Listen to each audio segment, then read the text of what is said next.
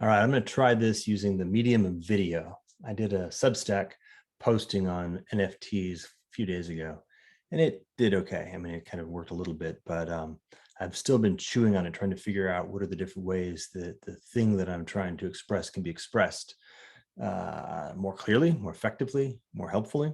And this one came up, so we're going to try it. And the phrase is NFTs provide, well, for the first time in the history of the world, as far as I know, the infrastructure or the capacity that enables Scenius to coordinate itself autopoetically, or to say it slightly different way, NFTs provide the coordination structure that enables Scenius to become autopoetic. Right, that's the proposition. And all right, so let's kind of decompress that.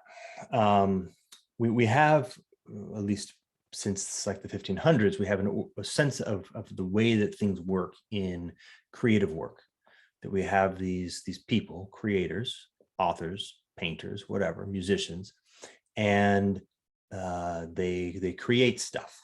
And sometimes they have teams, right? And those teams, they coordinate, meaning they use things like language and documents and processes and, say, incentive structures, maybe even market dynamics. But the whole point is they generate a field of coordination that allows their particular creative vision to be manifested into the world, right? So if you want to talk about, how does the movie The Lord of the Rings get made?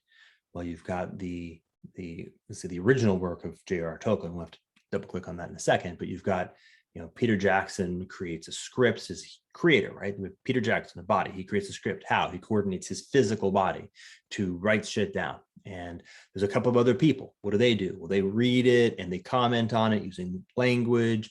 And this is a coordinating structure that enables a group of people to generate an artifact, which is the script, which becomes the artifact that enables the coordination of the next step, right? Which is other people can look at the script. They can then use that script to coordinate their actions to do whatever is their job, right? To have the lines that you speak, to figure out how to create the scenery, whatever it is, right? And there's a larger group of people who are effectively coordinated using artifacts like the script, processes like contracts and agreements, stuff like that, right? It's a field of coordination. And that's most of the world we live in was produced by that set of ways of doing things. Okay. The proposition is the NFT is key infrastructure in a whole new way. And this whole new way looks a lot more like the Scenius itself is creating itself. Okay.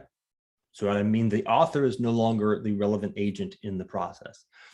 There are agents, there are people are doing stuff, but the coordination structure, the thing that is driving and coordinating, is the Scenius itself. If you don't know what Scenius means, good news. I actually think I created a video about that earlier, so you can look that up. We can use that coordination structure of the artifact of these videos to help move things along.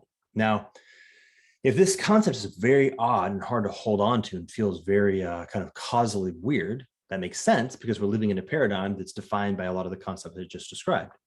But if we leap to a previous paradigm, it's a little bit easier, because in the previous paradigm, the notion was that the divine, that God was the creator, right? So that, remember the notion that artists back in the day didn't sign their works.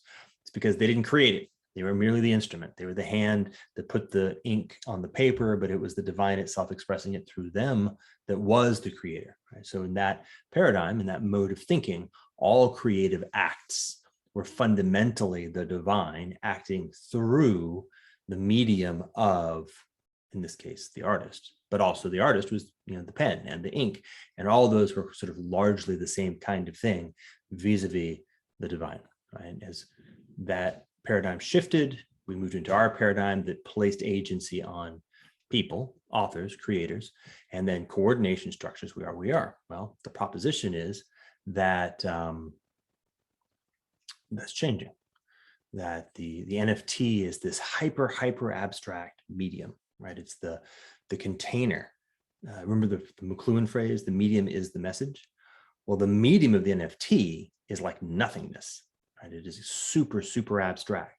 It is literally two contents: container, of non-fungibilityness, right? That's it. That's all it is. Now, we load onto a lot of other stuff because that's how it's been instantiated. If you think about the Platonic notion that circle has nothing to do with any given circle, to be able to get the sense of what NFT is, we have to be able to abstract away the artifacts, the accidents of the various examples of NFTs that we have seen and experienced, and get back to the essence of NFT. And the essence of NFT is container non-fungibleness. Okay, super, super, super abstract. And as a medium, that's a very potent message. We're talking about pure non-fungibleness, pure eidos, pure idea. Right? A Scenius is something like that, something that comes from the realm of the pure quality, the pure idea, the pure essence, something that is not manifest, something that is more akin to the divine, more akin to the Platonic, right? That's a totally different way of even thinking about the nature of how reality works. Proposition is A, that's part of how reality works, and B, the NFT now is the kind of container, the kind of tool or instrument that supports or enables a new way of coordination, new form of coordination structure. And it'll look a little bit like spontaneous.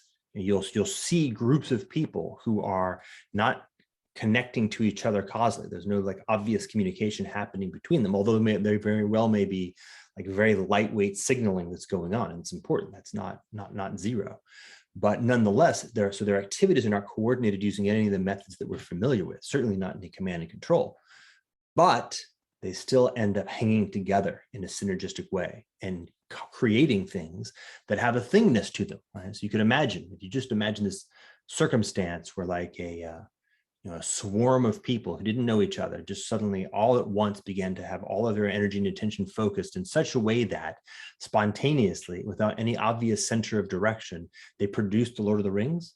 That's the kind of thing I'm talking about. And imagine that there was no Peter Jackson, and yet all the other stuff happened because each of the individual people was somehow guided in a different fashion. Right? And nonetheless, the quality of coordination was strong enough to produce it.